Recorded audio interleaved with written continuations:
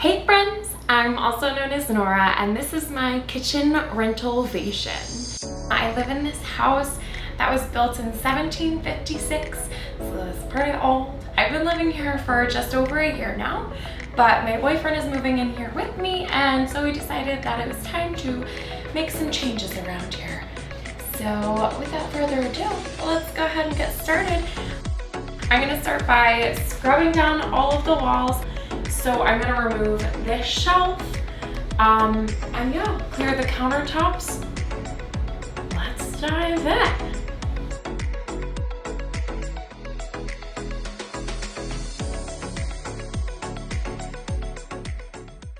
Okay, so I've gone ahead and wiped down all of the walls. So I'm gonna be applying two different peel and stick wallpapers. One of them is going to be like my faux backsplash, and that's going to go right under these cabinets here. And then the other one's just kind of an accent wall for the window wall. I have the backsplash that I bought. It's just a peel and stick wallpaper. It's not even like a raised textured one. It's really just wallpaper. I have a little squeegee, measuring tape. I've got some painter's tape, and I have a level. I don't think it'll be as important on this wall to have the level, but I think on that wall it will be. This house is built like, you know, forever ago. And so nothing is level, which means that these cabinets aren't level. And the countertop probably isn't either.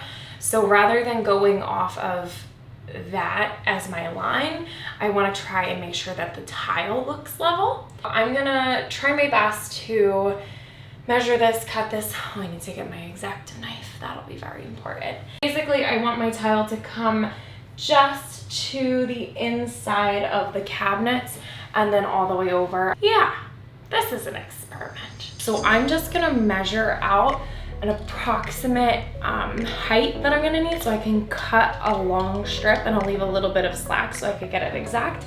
But rather than working with this 18-inch roll, it's looking more like it's gonna be like 10 inches. So I'm gonna cut, I think, like a 67 by 11-inch piece of this wallpaper, and that way I just have a little bit less material to work with, and that's what we'll use. Like, which 11 inches would I like to use? So rather than following the guide on the back, I'm just gonna follow the tile on the front. Okay. So I'm just gonna start by peeling back a little bit at a time. And like I said, I drew that line on the wall, so I'm gonna try my best to line it up. So I'm gonna peel a little bit, and then I'm using my squeegee to smooth so that there's no air bubbles. Right under my feet. She was right in my way. Say hello. What do you have to say for yourself?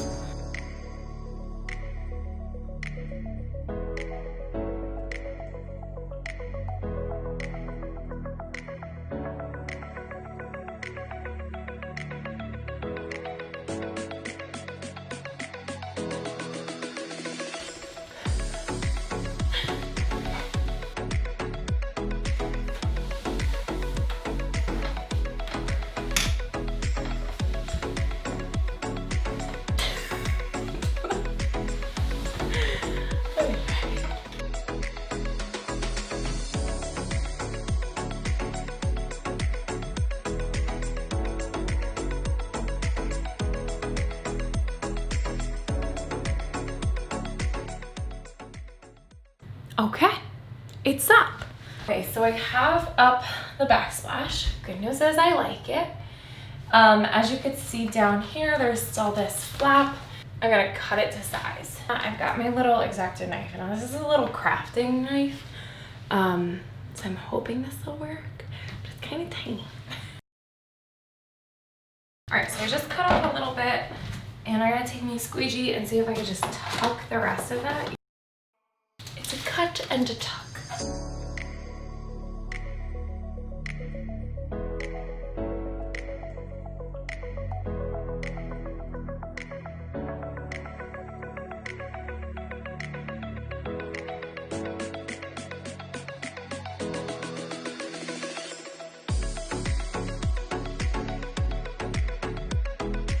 Okay, our first panel of wallpaper is officially up.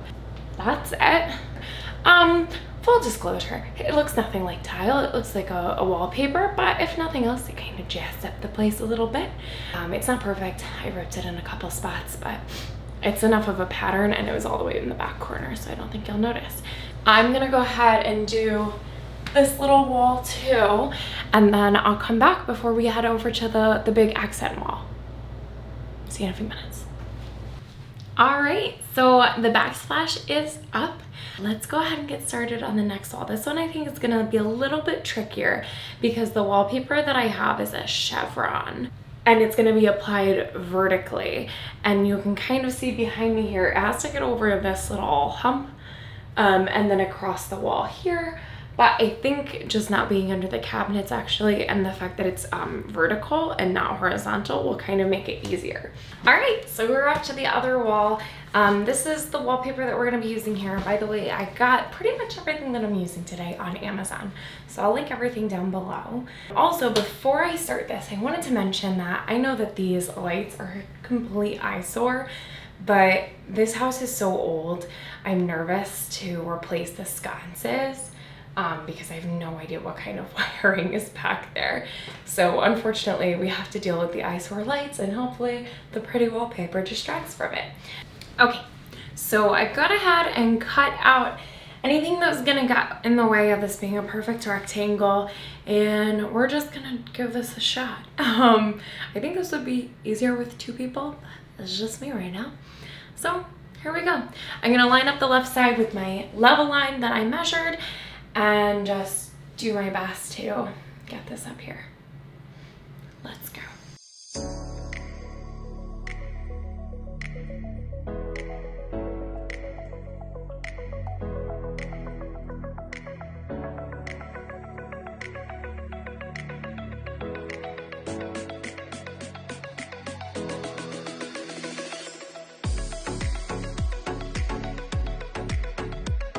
I completely threw a fit because the piece that I put up is super wrinkly. So what I'm gonna do is I'm gonna go ahead and finish applying the wallpaper to this wall. But basically, by the time I get done with the whole wall, I'll decide if I want to go back and redo the first piece that I did. Or I think maybe when it's all done, I won't really notice it so much.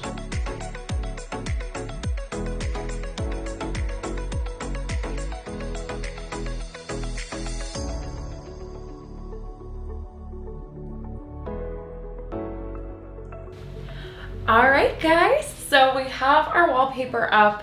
Like I said before, it's not perfect, but I think that if you're gonna do a project with this peel and stick wallpaper, you have to accept from the get-go that it's not going to be perfect by any means. I think overall, I'm pretty pleased with it. So I'm gonna go ahead and throw my shelf back up on here because I also think that having something on the wall will take away from all the little imperfections. So I'm gonna go ahead and put up the shelf.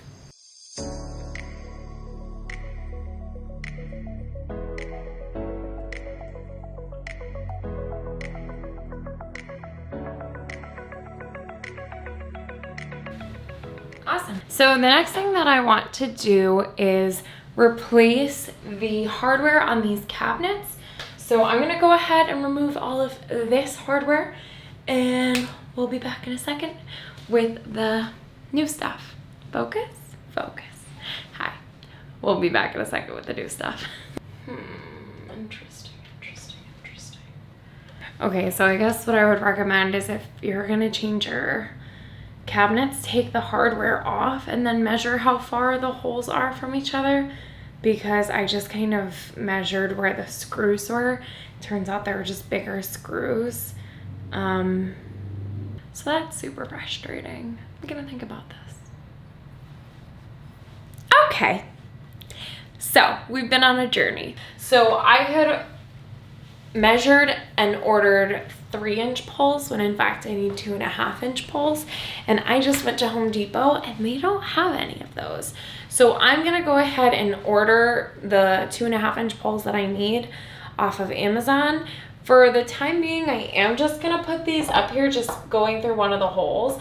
Obviously, if if this is your kitchen, you can just putty up these holes and sand them down and make new ones. But this is a rental kitchen, and I don't want to get involved with all that. So that's what I'll do. And we'll check in a couple minutes. We're getting to the finishing touches, which is everyone's favorite part. Haha. So you may have noticed during the duration of this video that this kitchen is insanely tiny. It's an apartment, it's kind of what to expect, but I just wanted to show you some tips that you could use to make the most of this space. And one of those things is you want to get as many things off of your countertops as possible. So for me, I've had my paper towels on one of these, just regular paper towel holders. So I didn't think that there would be a solution to this until I started digging around a little bit. And what I found was this is a adhesive paper towel holder. So as you can see there, the paper towels are off of the countertop, and that gives us a whole lot more space. Now we're gonna solve this issue. I found out that Command does this towel bar, and so I was thinking, well, utensils all have a hole in them so you could hang them. So I got little S-hooks and this Command towel bar, and I'm thinking that I'm gonna hang them all from the side of the cabinets. Much better. I'm gonna hang them all now. And the next thing that I'm gonna do is I have these like straw cleaners and bottle cleaners. So it's another thing that I just want to get off of the counter and on the walls. Awesome. So I'm just gonna go ahead and add some photos, my calendar, a few more finishing touches, and then I can't wait for you to see the finished result of my kitchen rentalvation. Alright guys, so here is the before and after of the kitchen. Overall, I'm pleased with it. I love the way that this little like DIY utensil station turned out. After having done it, my words of wisdom are A, don't expect this to be an hour or two out of your day. This is a full day commitment, and I'm in a really tiny kitchen. Overall, I'm really happy. I love the way that it turned out. I would definitely say if you're feeling discouraged halfway through, kind of just stick through it, as tough as that sounds. Sometimes it's the overall image that really makes it. And at the end of the day, this is all for a rental property. So if you don't love it, you can just take it off. No big deal. So thank you guys for watching my kitchen rentalvation. I have some leftover supplies, so if you want to see my bathroom rentalvation or bedroom rentalvation, I can definitely do a video like that too. So thanks for watching. I'm also known as Nora, and see you next time.